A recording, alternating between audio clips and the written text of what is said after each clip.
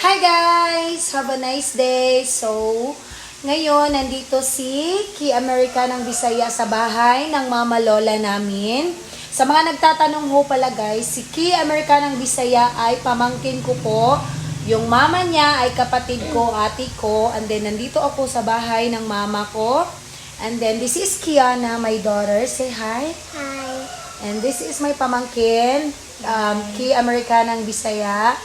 So, ayun guys, sa mga naghahanap po pala sa kanya guys, nag-take a break po siya dahil katatapos lang po ng exam niya sa school.